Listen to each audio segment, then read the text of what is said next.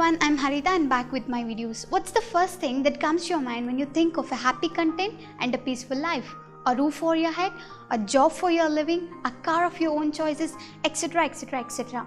Priorities change from person to person, but something that's quite common in everyone who longs, irrespective of who they are, is love.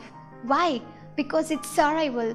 If you ask me what's love, I would say that it's the most divine feeling on earth. We can share that, it's pure, it's tender, and it can be shared in abundance. Now, when I speak about love, I mean everything. That's we start loving though we are not in this world, right? When we are in mother's womb, we are loved by our mother, and after our birth we are loved by our parents, siblings, grandparents, and the complete family. After we grow big, we are loved by our friends. We keep a bonding with them which is stronger than anything. That's because we love each other. Life is very short. We don't know what the next moment is going to be. But what we do is we are spending our time in hatred and guilt of others.